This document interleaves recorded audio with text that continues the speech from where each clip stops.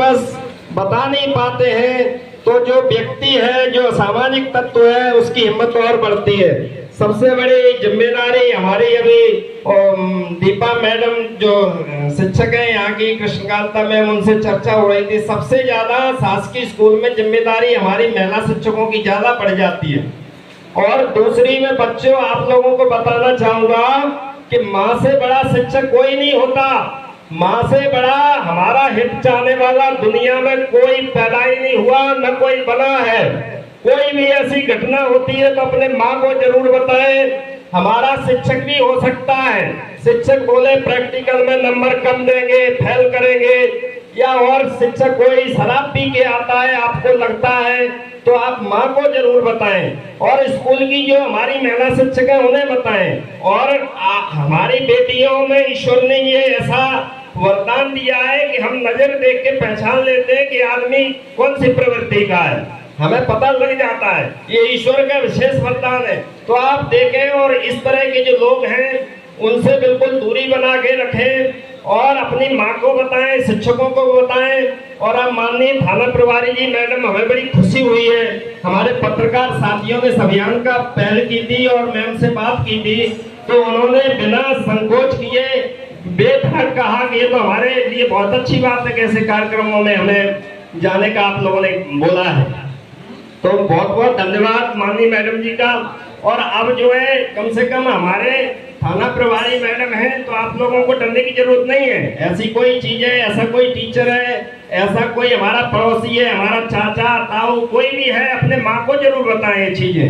क्योंकि हम क्या है कि डरेंगे, स्कूल नहीं जाएंगे, अगर हमारी बेटियां नहीं पढ़ेंगी तो आप तय मानिए कि हमारा समाज बिल्कुल गर्त में चला जाएगा और हम जितनी स्थिति हमारी आज है उससे और ज्यादा खराब हो जाएगी। क्योंकि बेटियों का पढ़ना बहुत जरूरी है। और जो दर्द मेरी माँ ने झेला, मेरी माँ चार दीवारी में रही, मैं नहीं चाहता कि वो दर्द मेरी बेटी झेले।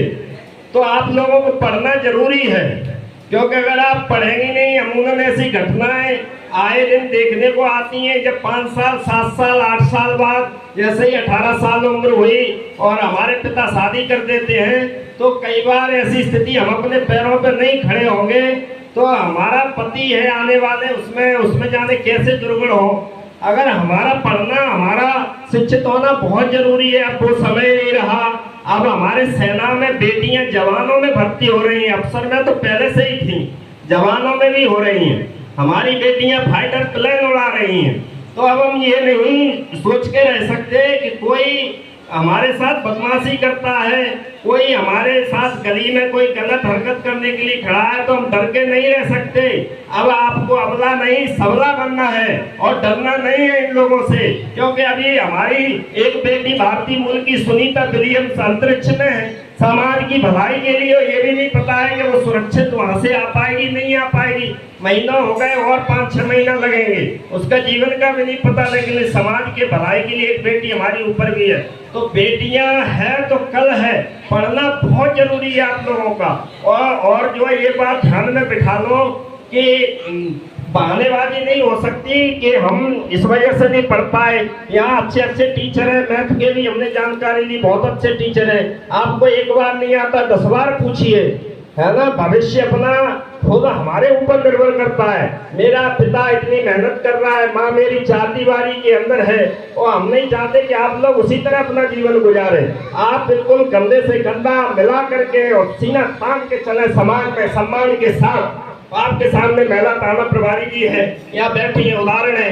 ऐसे ही आप लोगों को बनना है, आगे चल के पढ़ना है और डरना बिल्कुल नहीं है। कोई भी हो, भले ही हमारा टीचर जो हमें रोज पढ़ाता है वो भी हो, क्योंकि आज ऐसी घटना है, जैसे कहा भी पूर्व के वक्ताओं ने कि आज कुछ पता नहीं है कि कौन सी गली में किस इंसान के अंदर जानवर और भेड़िया बैठा हुआ है।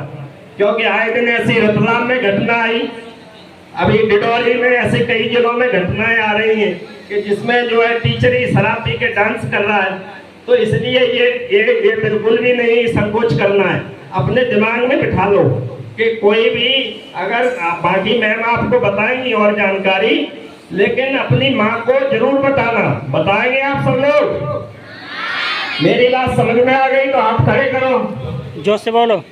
कोई इस तरह की घटना होती है तो अपने माँ को जरूर बचाना है और पढ़ना भी है, खेलना नहीं है। इससे पहले पिछले वीक में अखबार में भी कार्यक्रम किया था और जिस तरह आए दिन ग्वालियर में भी घटना हुई है ऐसी, तो ये बहुत जरूरी हो जाता है कि समाज में हम सिर्फ सरकार के भरोसे नहीं रह सकते।